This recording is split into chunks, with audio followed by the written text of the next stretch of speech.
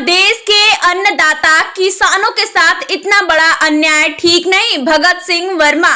भारतीय किसान यूनियन वर्मा एवं पश्चिम प्रदेश मुक्ति मोर्चा के राष्ट्रीय अध्यक्ष भगत सिंह वर्मा ने शंभू बॉर्डर पंजाब में हजारों किसानों को संबोधित करते हुए कहा कि भाजपा की मोदी सरकार देश के अन्नदाता किसानों के साथ बड़ा अन्याय कर रही है।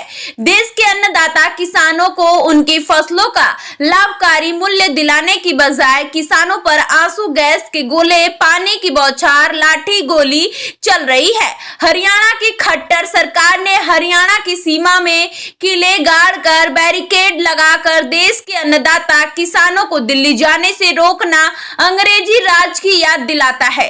देश के किसान अपने हक मांगने के लिए दिल्ली राजधानी जाना चाहते हैं, उसे राज सत्ता में भागीदारी नहीं चाहिए। भगत सिंह वर्मा ने भाजपा की मोदी सरकार को किसान, गांव, गरीब विरोधी बताते हुए देश के चंद पूंजीपतियों की सरकार बताया। वहीं भगत सिंह वर्मा ने कहा, देश के बड़े अर्थशास्त्री प्रोफेसर अरुण कुमार ने बताया कि भाजपा की मोदी सरकार में काला धन बढ़ता जा रहा है।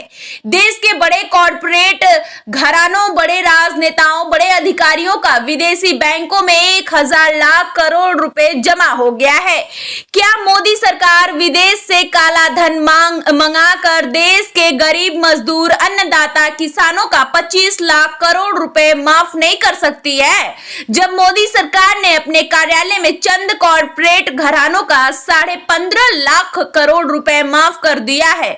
आज देश का किसान आजाद भारत में सरकार की गलत नीति के कारण कर्ज बंद होकर आत्महत्या करने को मजबूर है और किसानों की क्रय शक्ति जीरो हो गई है। भगत सिंह वर्मा ने कहा कि भाजपा ने अपने 2014 के लोकसभा चुनाव के घोषणा पत्र में देश के सभी अन्नदाता किसानों के कर्ज माफ करने, डॉक्टर MS स्वामीनाथन आयोग की रिपोर्ट को लागू करने, किसानों को उनकी फसलों के लाभकारी मूल्य दिलाने, किसानों को कृषि कार्य हेतु निःशुल्क बिजली दिलाने जैसी घोषणा की थी।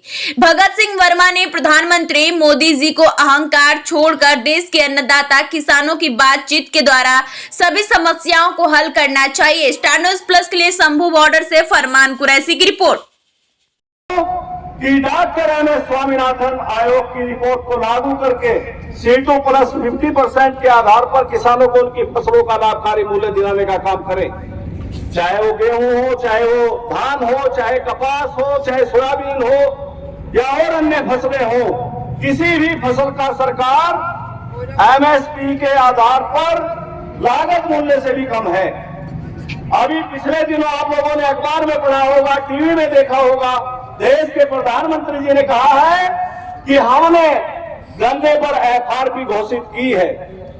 अंग्रेजी में मतलब है फेयर रिम्यूनरेटिंग प्राइस, हिंदी में इसका मतलब है उचित और लाभकारी मूल्य। तो हम कहना चाहते हैं कि इससे तो 1 रुपए का खर्च सरकार का नहीं होता। यदि मैं MSP पर खरीद की बात करूं तो इस देश में 17 लाख करोड़ रुपए सरकार कहती है कि सरकार को 17 लाख करोड़ रुपए चाहिए। केंद्र सरकार बिल्कुल निश्चित रूप से झूठ बोलती है। केवल 4.5 लाख करोड़ रुपए फसलों को खरीदने के लिए चाहिए सरकार को। अब वो भी डे बाई डे कम होता रहेगा 1 साल तक, यदि आप देखेंगे तो हम लोग तो यही कहना चाहेंगे कि प्रधानमंत्री जी, हमें सत्ता नहीं चाहिए। इस देश के अन्नदाता किसानों को डॉक्टर MS स्वामीनाथन आयोग को रिपोर्ट को लागू करके इस देश के किसानों को सभी फसलों का लाभकारी मूल्य दिलाने का काम करें और किसानों के सभी कर समाप्त करें। मनरेगा योजना को सीधा खेती से जोड़कर किसानों को मजदूर उपलब्ध कराने का काम करें। अभी मेरे साथी बोल रहे थे, मैं कहना चाहूंगा कि 1 लाख करोड़ के आसपास प्रतिवर्ष बजट में व्यवस्था होती है मनरेगा योजना के तहत। उस पर 213 मजदूरी उत्तर प्रदेश में है, 213 रुपए प्रतिदिन। 213 में तो मजदूर नहीं मिलता। हमारा कहना यह है, CSCP की बैठक में भी हमने कहा और देश के मंत्री और प्रधानमंत्री तक को भी लिखा कि इसमें किसान 200 रुपए और दे देगा और उसे 413 रुपए मिल जाएंगे और इस तरह से किसानों को मजदूर मिल जाएगा। तो हम ये कहना चाहेंगे कि मनरेगा योजना को सीधा खेती से जोड़कर किसानों को मजदूर उपलब्ध कराए जाए। 58 वर्ष से अधिक के हमारे बुजुर्ग किसानों और मजदूरों को 10,000 रुपए प्रति माह वृद्धावस्था पेंशन दिलाई जाए और देश के अंदर किसानों की समस्याओं को हल करने के लिए राष्ट्रीय किसान आय आयोग का गठन किया जाए और सभी राज्यों में भी इसी प्रकार राज्य किसान आय आयोग का गठन किया जाए।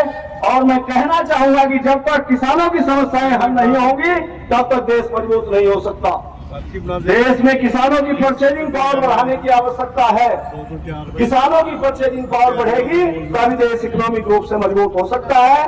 मैं इन्हीं शहीद आजम भगत सिंह की भूमि से आप लोगों से निवेदन करना चाहूंगा कि आप लोग पंजाब के किसान नहीं हैं, आपके साथ सारे देश के किसान खड़े हैं और मैं फिर भारतीय किसान यूनियन वर्मा की तरफ से आपको समर्थन देते हुए निवेदन करूंगा कि हम आप लोगों के साथ हैं। जय हिंद, जय भारत।